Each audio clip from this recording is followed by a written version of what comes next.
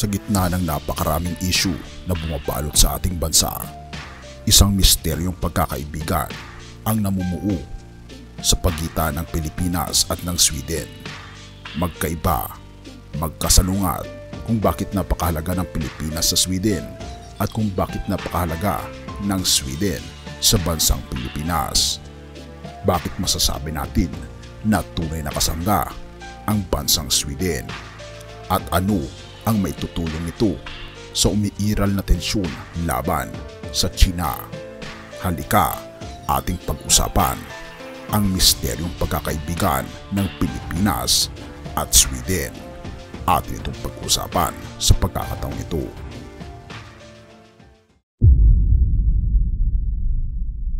Naisip mo na ba kung bakit napakahalaga ng Pilipinas sa Sweden sa larangan ng pandaigdigang diplomasya? Sa bawat koneksyon ay may kwento at ang relasyon ng Sweden at Pilipinas ay talagang nakakaintriga. Sa unang tingin, tila magkaiba ang dalawang bansa.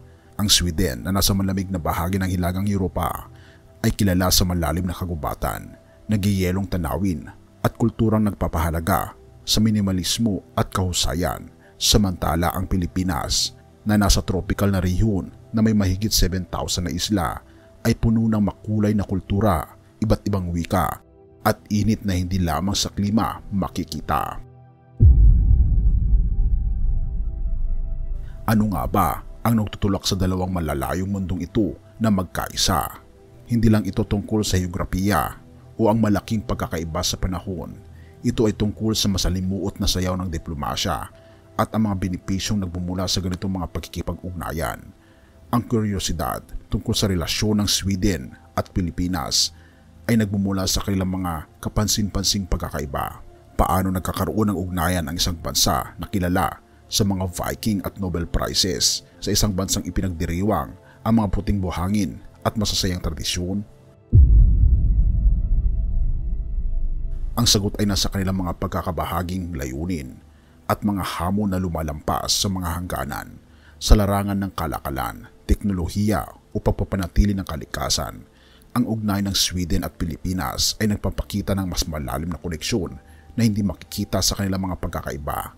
Habang tinitignan natin ang kasaysayan ng kanilang ugnayan, makikita natin ang isang makulay na tela ng mga historical na ugnayan, estratehikong alyansa at mga benepisyo na naglalarawan ng kakaibang relasyon na ito.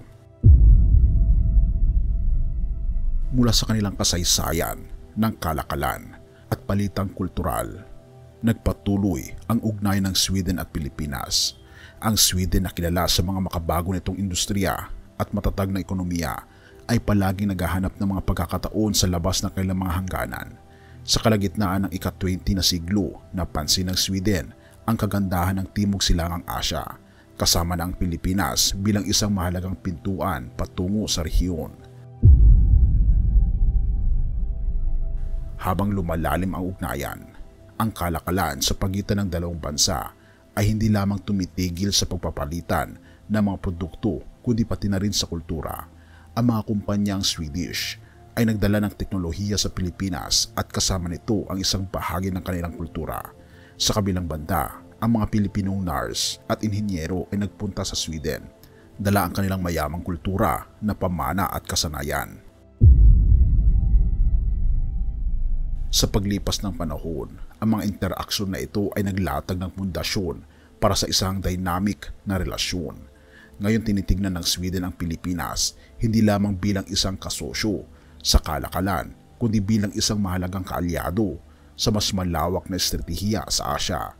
Ang ugnayang ito ay nakabatay sa mga pinagsasaluhang halaga tulad ng demokrasya, karapatang pantao at pagpapanatili ng kalikasan. Sa larangan ng pandaigdigang politika, ang mga estratehikong alyansa ay napakahalaga. Ang Pilipinas na matatagpuan sa krus na daanan ng mga pangunahing ruta sa dagat sa South China Sea ay isang mahalagang punto sa regional geopolitics.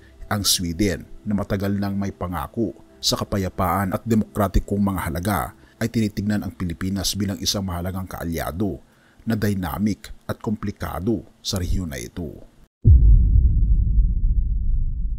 sa pamamagitan ng pagpapalakas ng diplomatikong ugnayan, pagpapataas ng kooperasyon pangseguridad, at pagsuporta sa mga inisyatibong pang-ekonomiya.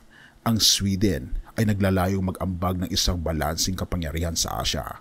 Ang alyansang ito ay hindi lamang tungkol sa posisyon sa geographics, kundi tungkol din sa pagpapanatili ng mga pinagsasaluhang prinsipyo sa isang bahagi ng mundo kung saan madalas tumataas ang tensyon.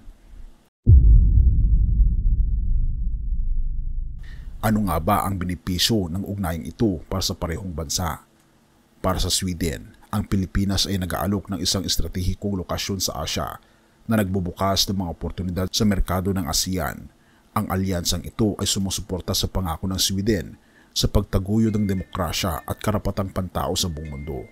Para naman sa Pilipinas, ang mga pamumuhunan mula sa Sweden ay nagdudulot ng paglago ng ekonomiya, paglikha ng mga trabaho at pagpapabuti ng infrastruktura. Sa gitna ng lumalalang tensyon sa rehiyon, ang Sweden ay nagbibigay ng suporta sa militar at teknolohiya sa Pilipinas, nagpapalakas sa kakayang nitong protektahan ang kanyang soberanya.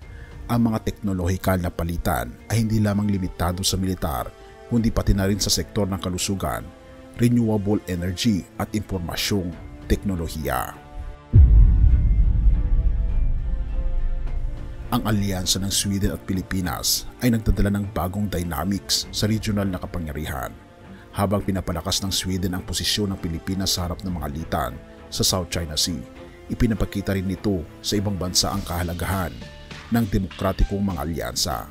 Ang alyansang ito ay hindi lamang nagpapago sa kapangyarihan sa Asya, kundi pati na rin sa pandaigdigang estratehiyang geopolitics.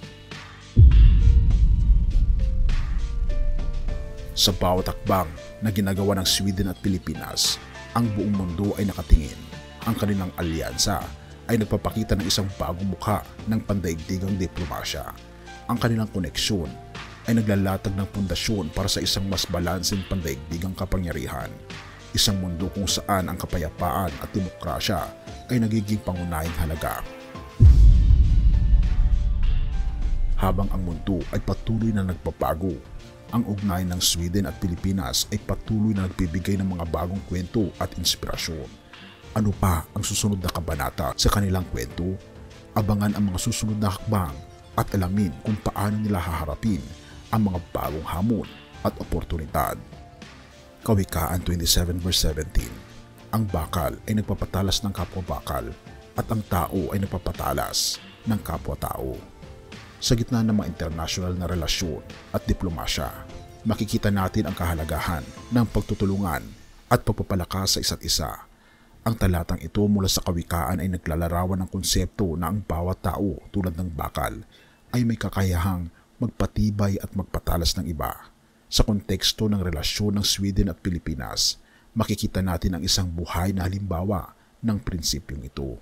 Sa ating pang-araw-araw na buhay, tayo rin ay maaaring maging bakal na magpapatalas sa kapwa-bakal.